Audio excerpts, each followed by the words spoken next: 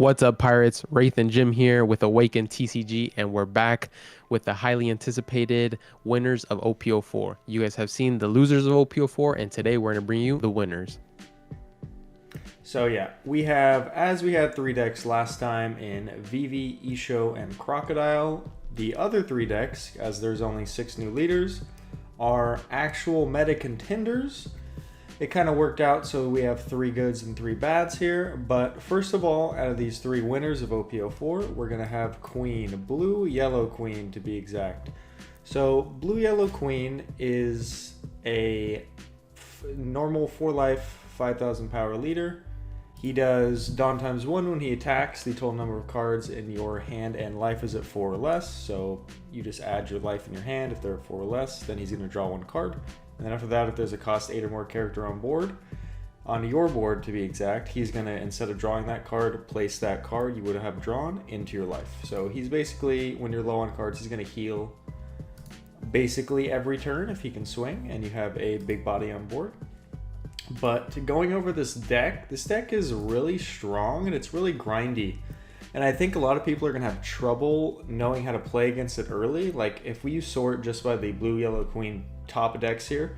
By the way, these are the decks that topped tournaments in the Eastern meta. And this is any tournaments from 16, 12, like this is a 12 player tournament. It could be small tournaments to big tournaments like a flagship right here.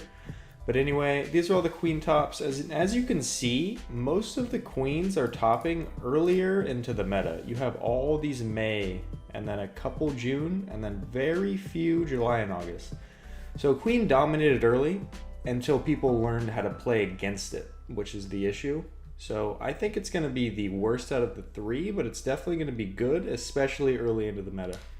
I feel like a lot of people don't do their early due diligence, so I feel like we'll see a very similar situation play out for our meta, where we'll see a lot of people on Queen as people aren't familiar with it and obviously don't have the resources to practice against it, because sometimes people don't have the luxury of hopping on a Discord and finding a matchup for every single leader, or having friends that play that particular deck. So if you ever do online tournaments, I feel like a lot of people are going to struggle with Queen for the first bit, but then once people start learning and recognizing it, it'll definitely fall off. But I think it is still a really strong deck. Very, very strong and grindy deck. If you like big bodies and you like healing life, Queen's going to be a great leader for you. And I think, even though we said it only topped early, I think it is a deck that if you master it, you can win big tournaments. Like this right here is a flagship tournament, which is one of the biggest tournaments in the East, and Queen ended up getting first place at that. Even August, which was a very late into their meta. So as you can see, this is going to be a meta contender that can take first place at some tournaments and definitely easily, I think, get top 16, top 32 at mostly any tournament. So next up, we're going to have Dopey. He is going to be the purple and green Doflamingo that I'm sure you all have seen. This deck actually has the most tops out of Queen and Rebecca. You can see right here, it has 43 tournament tops compared to Queen at 12 and Rebecca at 18. So the best out of the 3, probably just by statistics alone right here. I think it has a lot of good matchups into a lot of different decks, which is why it performs so well. Another one that, I don't know, Wraith, would you say it performed better earlier into the meta compared to later? I mean, we do have a lot of tournaments here to go off of. Definitely, this deck is definitely good, especially with having cards like 10-drop Dopey, where you can just fully take advantage of that. And I think it's a similar situation where your opponent is not going to know how to play fully against that, and so maybe earlier on you'll see easier wins because of that alone, right? So sometimes your opponent will just get all their swings out just to get value, but then not play around that certain card. I feel like once people learn on certain turns when to play around that, the matchup does get easier. But like I said, earlier on it'll probably be easier to win than later. But I mean, it's another one of those things where it's like, if you master it just like the Queen deck, like you can definitely still perform really well on it. And so I feel like a lot of people are gonna have to learn how to play against this deck. But overall, it's definitely one of my favorites coming out, and I'm gonna try it out. 100%. Very strong meta contender coming out of that. Another deck people are going to really have to start getting used to.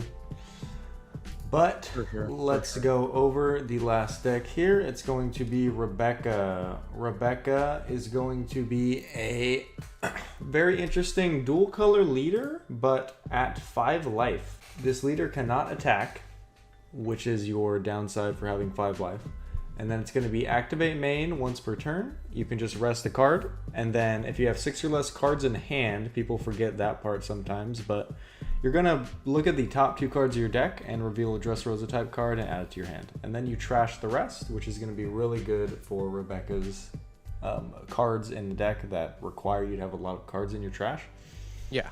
But basically this leader is amazing because you're only running these Dressrosa cards, so this leader effect is basically never going to whiff. Mm-hmm. And it's just a free draw every turn. You can afford to counter out of stuff and go low on cards at hand because you know your leader is going to draw you cards next turn. So that's just a really strong part of this deck because it's going to be consistent, right? And these colors, blue and black, work fantastic together with bottom deck cards like 3000 Worlds and stuff like this. But overall, this deck, I think, is going to be really, really strong against aggro decks. Like right now, obviously, Zoro is the boogeyman. A lot of decks are just invalidated by Zoro. This deck is going to do the exact opposite. This deck invalidates Zoro. If you hate playing against Zoro, play Rebecca. It absolutely destroys the matchup. Yeah, and like Law as well, right? So anything with Exactly. so when we're talking about Rebecca, we talk about matchups where your opponent wants to go wide and fill up the board. That's where she's gonna see her most success. Yeah, this deck is insane. Oh yeah, this deck's going to be absolutely fantastic. Just a lot of insanely busted cards they got printed for this deck. Not to mention cards like Karita Coliseum. If Zoro swung at you, you can play cards and swing at them in the same turn. And with their low stat lines, you're clearing board very easily. Yeah, I mean, while I personally wouldn't put it over Dopey, I would definitely put it up there. It's going to be definitely a meta call deck where, if we start seeing a lot of Laws, if we start seeing Zoro's creep back in, this is going to do extremely well in the meta. So yeah, I mean, overall, it doesn't have a lot of terrible matchups. Yeah. But yeah, I mean, yeah. No, it doesn't have a lot of matchups. It's actually a really slow deck, so it's going to be bad against decks like Nami. Just because it's not fast enough at defeating Nami before it gets its win condition. That's actually going to be one of its worst matchups, surprisingly. But I don't think that's going to be like a very common deck that you have to worry about if you're entering any big tournaments. And as you can see, Rebecca is kind of a different case compared to the last two. This deck topped a lot later into the meta. You have a lot of more July and August top placings. Also one that won a lot of good tournaments like flagships and things like this. And this is just because this deck is really kind of hard to play. You really have to know the lines and know this deck in and out to go through like 9 rounds of a tournament, and I think plays really well with it. So that's why, even though I think this deck's great, I think the skill curve is going to kind of filter out a lot of the Rebecca players, and I don't think you'll be seeing that many in these like big top 16s and top 32s, to be honest. I mean, on that point, I'm gonna have to agree. I feel like this might be the hardest deck to pilot to date and where our format is at. Because I've definitely played around with the deck and tried to learn it. Definitely difficult, and a lot of the times, other decks will, you'll see your line right away and you're like, okay, this is the play. With this deck, a lot of the times, you don't see that right away, and it's ambiguous as to what you should be doing on a given turn. So like you said, yeah, it's definitely going to filter out a lot of the bad players. So we will see some topping for sure, but we know those players are going to be like just very good players to be at that high level playing Rebecca. Oh yeah, not going to be as common as other decks, but if you really invest time into this deck and you want a deck with a lot of high potential, this is going to be the deck for you. Yeah. All right, Pirates. That is going to be the end of winners of OP04. Thank you guys so much for all the support. Make sure to like this video, comment down below which OP04 leader you're most excited for, and subscribe to our channel. You guys have a wonderful day. We'll see you guys on the next video. Peace.